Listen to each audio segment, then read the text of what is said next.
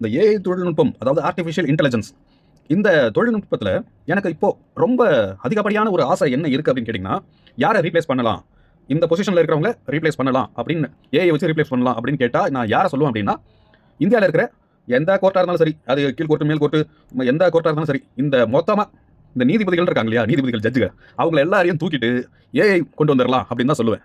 ஏன் அப்படின்னு ஒரு கேள்வி இருந்தால் அதுக்கும் நான் காரணத்தை சொல்லிடுறேன். இப்போ ஒரு உதாரணத்துக்கு சொல்கிறேனே, நான் இந்த நியூஸ்லாம் பார்க்குறேன் நிறையா. ஒவ்வொரு கேஸும் 30 வருஷம் 40 வருஷம். இப்போ இந்த பிருத்திவிஷான்னு ஒரு நடிகை வந்து அவங்க இறந்து பல வருஷம் ஆச்சு. அது வந்து பக்காவாக ஒரு கொலை, அதுவும் வன்புணர்வு குடும்பப்படுத்தி கொலை பண்ணியிருக்காங்க. அந்த நடிகை அவங்க இதுக்கே அந்த டைமில் ஒரு டாப் நடிகை, அவங்க ஒரு நல்ல ஃபேமஸான நடிகை. அப்போ அவங்கள வந்து அந்த பொண்ணோட லவர் அவனுடைய ஃப்ரெண்ட்ஸ் ஒரு 4 பேர் சேர்ந்து பாலியல் வன்புணர்வு பண்ணி மேலெல்லாம் காயம். அது அந்த டைமில் நியூஸ் இப்போ வந்தது, எல்லா ரிப்போர்ட்லாம் காருக்குள்ளேயே இறந்து கிடந்தாங்க. 24 வருஷம் ஆச்சு. இப்போ வந்து தீர்ப்பு வந்திருக்கு. என்னென்னா, அந்த பையன் தான் குற்றவாளி, அந்த பொண்ணுடைய லவர் தான் குற்றவாளி. அவர் வந்து 4 வாரத்தில் அவர் வந்து சரணடையணும் அப்படின்ட்டு. அவர் அரசுலாம் பண்ணக்கூடாது, அவர் வந்து சரணடையணுமா. எப்படி ஜஸ்ட் 24 வருஷத்தில் தீர்ப்பு வந்துச்சு.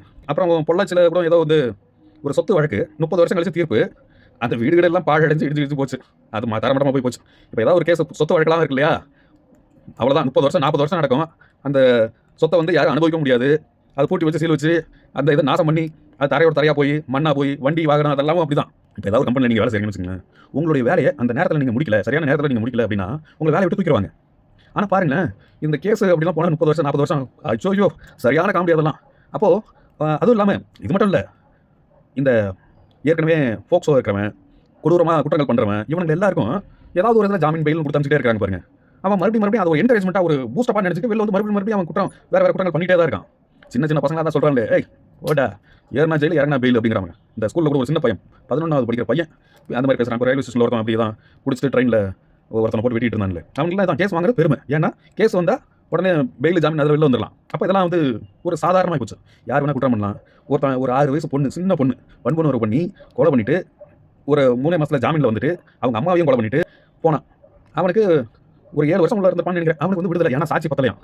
அதனால் இதெல்லாம் டிஜிட்டலைஸ் பண்ணணும். இந்த சாட்சி, இந்த நடந்த இடம், இதெல்லாம் டிஜிட்டலைஸ் பண்ணி ஏஐ தொழில்நுட்பம் இதில் வந்துருச்சுன்னு வச்சுங்க, அது அனலைஸ் பண்ணிடும்ல. ஒவ்வொருத்தன் ஃபிங்கர் பிரிண்ட் வச்சா போதும், அவனுடைய ஏற்கனவே பாஸ்ட் என்னென்ன பண்ணியிருக்கான், என்னென்ன லிஸ்ட் இருக்குது அப்படின்னு சொல்லி இது சட்டப்படி இது இந்த தண்டனை அப்படின்னு கொடுத்துரும்ல.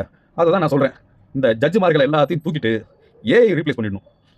ஏன்னா நம்ம வந்து எல்லாத்துக்கும் போலீஸ்காரங்க சரியில்லை அப்படின்னு சொல்கிறோம். இப்போ ஒருத்தன் கொடூரமாக குற்றம் பண்ணுறான் அப்படின்னா அவன் யார் வேணால் வெட்டுறதுக்கு தயாராக இருக்கான் அப்படின்னா அவனை அரெஸ்ட் பண்ணி அவன் மறுபடியும் ஜாமீனில் வந்து போலீஸ்காரங்க குடும்பத்தை வெட்டுறதுக்கு எதுக்கு தேவையில்லாமல்? புரியுதா? இப்போ நம்ம எதுக்கு போலீஸை குறை சொல்லிட்டு இருக்கணும்? எதுக்கு வந்து ஆட்சியாளர்கள் முதலமைச்சர்லாம் குறை சொல்லிட்டு இருக்கணும்? எந்த முதலமைச்சராக இருந்தாலும் ஏன் குறை சொல்லணும்? இந்த நீதிபதிகள் எல்லாத்தையும் வேலையை விட்டு காலி பண்ணிட்டு தோற்று விட்டுட்டு ஏஐ ரீப்ளேஸ் பண்ணிட்டோம்னு வச்சுங்க, கரெக்டாக இருக்கும் எல்லாமே.